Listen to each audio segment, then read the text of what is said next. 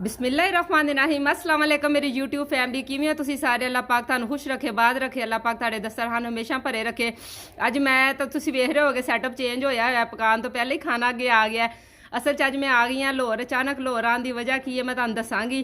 पहले मैं खाना खा लवां। देखो माशाल्लाह मगज़ बने हुए ने ते मैं अचानक आई हाँ, अपनी सिस्टर नूं भी सरप्राइज़ दिता हैगा वे ते हुण मेरे भाई लैन दौड़े ने होर कुछ ते अल्हम्दुलिल्लाह ज़बरदस्त जिहा तुसीं देख रहे हो मगज़ तैयार होया जेड़ा आप खान लगे सन ते माशाल्लाह खाना रेडी ते मैं पहुंची बिल्कुल सरप्राइज़ दिता। जी मेरी भैन ने चीखां मारियां ने वो तुहानूं हुण मैं दसनी आं लाहौर आने की वजह की। मैं पहले जरा खाना खाना फिर मैं तुहानूं दास्तान सुनानी आं।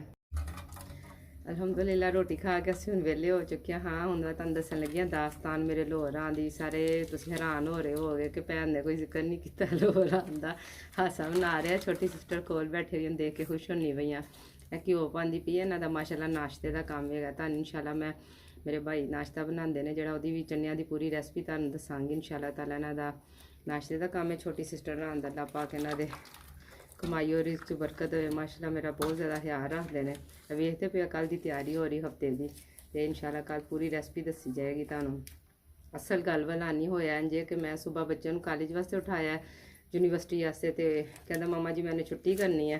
मैं नाता सुननी भी सा। नाता सुनदे सुनदे यूट्यूब पर वो आया तियां दूर ना व्याई बाबला इदा लैके कौन आएगा।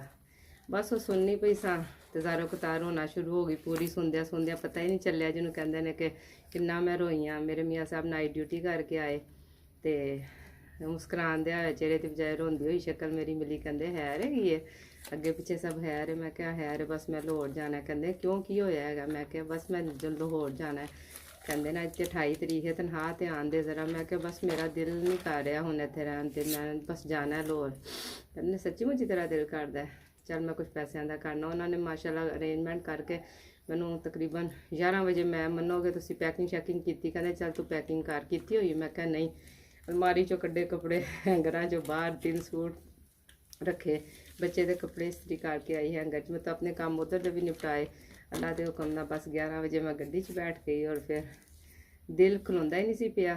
याद आ रही सी वो जरा सुनिया ना कि तियां दूर ना व्याई बाबला इदा लैके कौन आएगा। इस फिक्रे ने बस वो पूरा मैं ना करम राही का सुनद्या ना तो सुनद्या बस वो आ गया।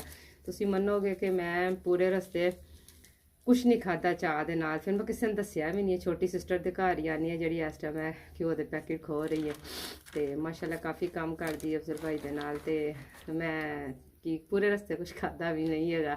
इन्ना चाह जो घर आके मैं दरवाज़ा बजाया तो अफजल भाई ने तो था नहीं देख के कहते कौन। उन्होंने माशाल्लाह 8 भैन ने। उन्होंने समझा कि आपी रियाना आपी सुमेरा कोई आए ने। मैं क्या बुआ खोलो। उन्होंने कहा तो अपनी किसी आपी का नाम लैके कि वो आए होंगे। मैं आके आवाज़ ली छोटी सिस्टर का नाम लैके ना तो जी स्पीड नाल एक फिल्मी सीन होया। छोटी सिस्टर मेरी उन्हें तो किचन उत्ते वे कल इंशाल्लाह तुहानूं उहदा भी विजिट करावांगी। तो सीढ़ियाँ दौड़ के जिस तरह थल्ले आई ना बिल्कुल एक फिल्मी सीन से उन्हें मैं जफ्फी पाई प्यार किया दोवें फिर रोन लग पे। बस यह कहानी हुई है तो मैं सुबह सरहद चो सुबह पंजाब च पहुँच गई तो बड़ा मज़ा आया। अगे फिर जो खाना अल्लाह वालों रेडी सी मगज़ इन्होंने बनाए हुए सी नाल फिर उन्होंने शामियाँ वगैरह भी फ्राई कर लीतियाँ। बड़ा मज़ा आया खाना खान दा चाय पीती। हुण भाई मेरे पेड़ वगैरह लैके आए ने काफ़ी कुछ खान वास्ते जमा कर लेता सी। पर मैं तो खानियाँ दवाइयाँ मैं कहा नहीं हुण मैं तो कुछ नहीं खाना कल सुबह इंशाल्लाह खावांगे। तो छोटी सी गल सी तुहाडे वास्ते शायद एडी गल ना होवे लेकिन मेरे वास्ते बहुत वड्डी गल है। दिल मेरा उठिया जदों तो मैं हालांकि कल इन्ने सोहने स्नैक्स जो बनाए सन वो भी खाने सन वो भी उत्थे रह गए तो चावां दे कई चीज़ां भुल भी आईयां। यह हुंदा अपनियां दा चाऽ मिलन दा सारियां नूं मिलन दा। अम्मी अब्बू साडे है नहीं आपस च भैन भरा ही एक दूजे नूं मिल के दिल राजी हो जांदा वे। कहंदे ने जो भैन भरा एक दूजे नूं वेख किसे च माँ का चेहरा नज़र आंदा ते किसे दे अब्बू जी नज़र आते हैं। सलाम वही हिसाब छोटे भाई मिल के गए ने खुशी नाल मिलदी जुलदी कैफियत है। बस मैं लाहौर बैठी हुई हाँ तो बस तुहानूं मैं मेरी वीडियो किहो जी चंगी लगी है ज़रूर दसना। तुहानूं इस टाइम घ्यो नज़र आंदा होएगा बस मेरी सिस्टर का भी दिल घ्यो वाला ही होया होया। खुशी नाल मूँह मत्था मेरा बार बार चुम रही है खाने लगी हुई है। इन्हूं मूंगफली खान तो बाज नहीं आती उन्हें भी खाधी है मैं रोकिया वे। माशाल्लाह सी घ्यो के पैकेट वेख रहे हो माशाल्लाह इन्हां दा नाश्ते का काम है। तुहानूं इंशाल्लाह ताला कल फिर मैं इंशाल्लाह पूरी रेसिपी दी शेयर करांगी तुहाडे नाल।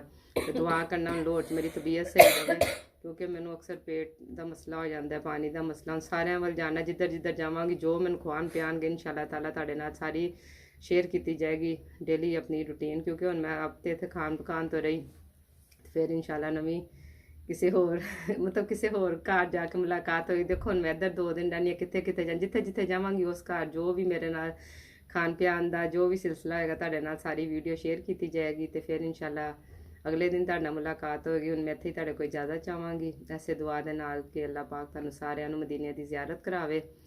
ਤੇ ਇਜਾਜ਼ਤ ਹੋਵੇ ਫਿਰ ਆਪਣੀ ਭੈਣ ਨੂੰ। ਅੱਲਾਹ ਹਾਫਿਜ਼।